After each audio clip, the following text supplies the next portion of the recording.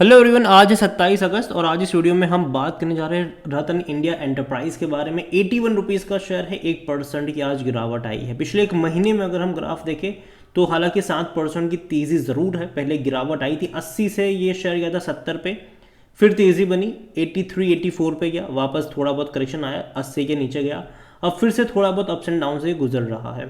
बात करेंगे वीडियो में इसके बारे में, लेकिन उससे पहले अगर आपने अभी तक चैनल को सब्सक्राइब नहीं किया है तो प्लीज़ अभी इसे सब्सक्राइब कर लीजिए, क्योंकि आगे भी बहुत सारे वीडियोस हैं जो आपको काफ़ी ज़्यादा हेल्प करेंगे।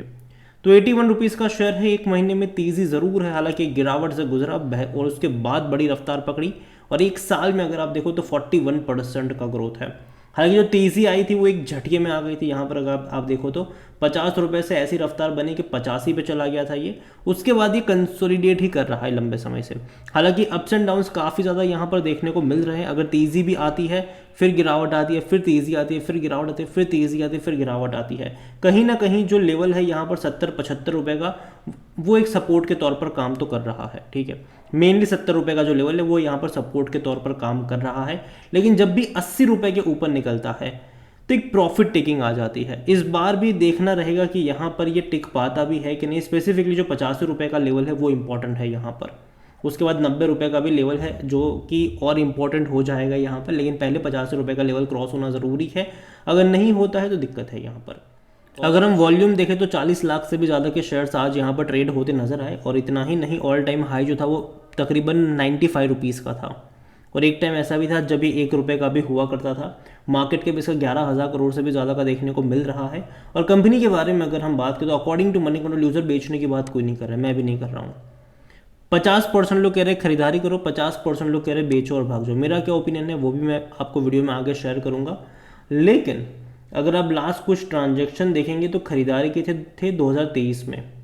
और कंपनी डिविडेंड अगर आप देखोगे तो हालांकि वो पे नहीं कर रहा है, लेकिन आगे जाके कर सकते हैं, लेकिन अभी नहीं करेगा क्योंकि अभी कंपनी को पैसों की सख्त ज़रूरत है अपना जो बिजनेस है उसको एक्सपांड करने के लिए। क्योंकि कंपनी ऐसे सेक्टर में घुसी हुई है जहाँ पर भैया इनको पैसों की बहुत ज़्यादा ज़रूरत पड़ने वाली है। अगर आप इनकी वेबसाइट पे चले जाओगे तो कंपनी का जो सब 3 अलग अलग बिजनेस कंपनी करती है। इसमें भैया जो ईवी बाइक है रिवॉल्ट करके, भैया काफ़ी बड़ा ब्रांड है ये, पहला वो इसी के अंडर में आता है। जो रिवॉल्ट बाइक आपने देखी होगी वो इसी के अंडर में आती है। दूसरा अगर आप देखो यहाँ पर तो कंपनी जो है वो ड्रोन में भी है, ड्रोन भी बनाती है, उसको भी बेचती है। ठीक है, और तीसरी जहाँ से अभी के टाइम पर सबसे ज़्यादा रेवेन्यू वगैरह आ रहा है वो इनका रिटेल का बिजनेस है। कोको ब्लू नाम के अमेजोन पे आपको देखने को मिलेगा। अमेजोन का सबसे बड़ा रिटेलर अभी के टाइम पर ये है, कोको ब्लू करके इनका नाम। और अमेजोन से बहुत ज़्यादा रेवेन्यू इनका वहीं से निकलता है। हालांकि कंपनी जो है वो डेफिनेटली आने वाले टाइम में अभी 2 और बिजनेस में एक्सपांड कर रही है। एक तो इनका ईवी वाला मोटर बाइक वगैरह हो गया, दूसरा जो है वो इनका ड्रोन का हो गया। दोनों ही ऐसे बिजनेस है जहाँ पर कैपिटल ज़्यादा लगता है, ज़्यादा कैपिटल लगता है, ज़्यादा पैसों की ज़रूरत इनको पड़ती है।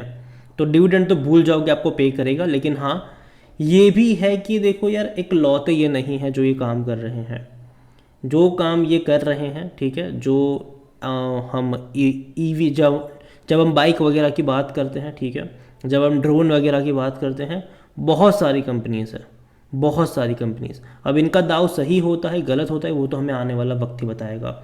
लेकिन जहाँ तक वैल्यूएशन के बारे में देखें तो सस्ता है। इसका जो पी रेशियो है वो 10 का है, सेक्टर पी 24 का है। हालांकि कोई भी एनालिस्ट इसको लेकर अपनी राय नहीं दे रहा है। और जहाँ तक फाइनेंशियल्स देखें इनके तो अच्छे हैं। इवन लास्ट क्वार्टर तो कुछ ज़्यादा ही अच्छा था, 850 करोड़ का इनका प्रॉफिट हुआ था। अगेन मैं कह दूँ ये वन टाइम प्रॉफिट था।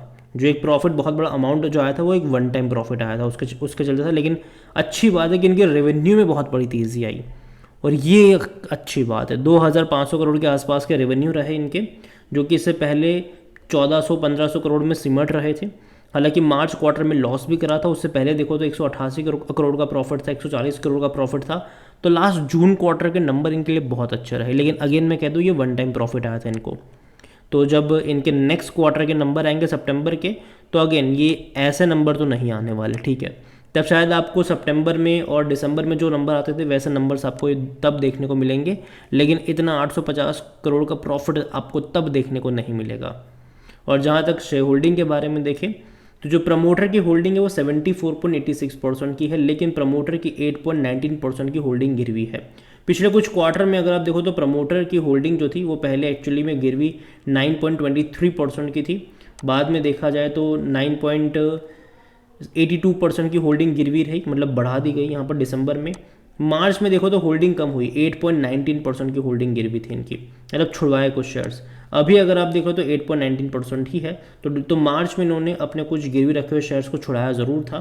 हालांकि अच्छी खासी क्वांटिटी है प्रमोटर के पास, लेकिन इंस्टीट्यूशंस में अगर आप देखो तो यहाँ पर एफ की होल्डिंग है 8.42%, लेकिन डोमेस्टिक वाले अभी भी उतना ज़्यादा एक्साइटिंग नहीं है इस कंपनी के लिए।